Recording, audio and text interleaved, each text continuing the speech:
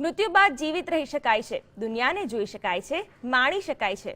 હા, શક્ય છે મૃત્યુ બાદ દેહદાન, ચક્ષુદાન કરીને માત્ર 2 મહિનાની કારવી શાહ નામની બાળકી કે જે દુનિયાની અભિભૂત થઈ ગઈ છે તે પહેલા જ આ દુનિયા છોડીને ચાલી ગઈ. જોકે તેના જીવનની સુવાસ છોડીને ગઈ છે અને આજે પણ દુનિયાને જોઈ રહી છે.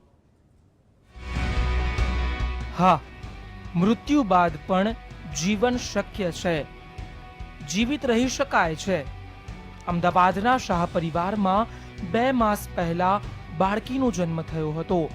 બાળકીનો જન્મ થતા શાહ પરિવારમાં ખુશીનો માહોલ હતો. જોકે તેમની આ ખુશી બહુ દિવસ ટકી ન શકી.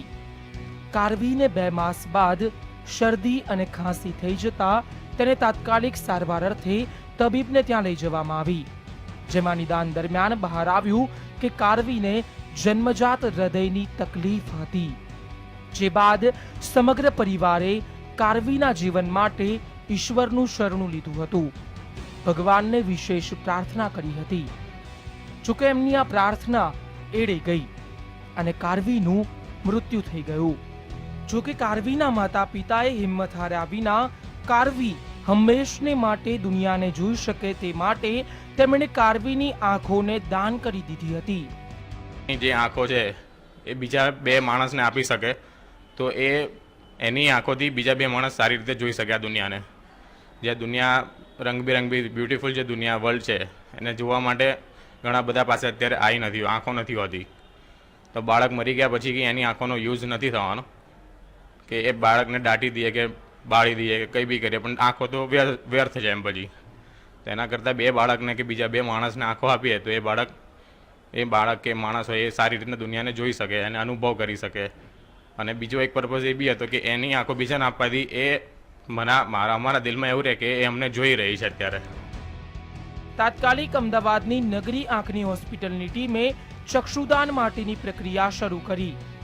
શાહ દંપતીએ કારવીના ચક્ષુઓને દાન આપવાના નિર્ણયથી બીજા બાળકોને જીવનદાન મળ્યું છે. શાહ દંપતીએ કારવીના ચક્ષુઓને દાન આપવાના નિર્ણય કર્યો હોવાથી બીજા બાળકોને નવજીવન પ્રાપ્ત થયું છે.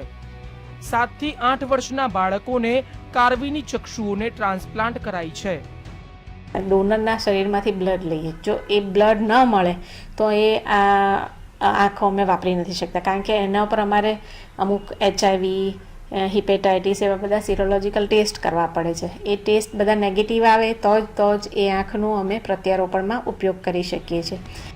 ચક્ષુની ટ્રાન્સપ્લાન્ટમાં કિડની જેવા ટેસ્ટ જરૂરી હોતા નથી.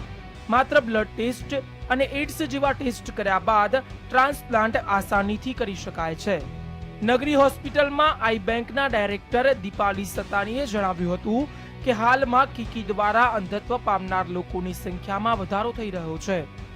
ત્યારે ભારતમાં ચક્ષુદાનનું પ્રમાણ વધે તો ચોક્કસ રીતે અંધાપાનું પ્રમાણ ઘટાડી શકાય.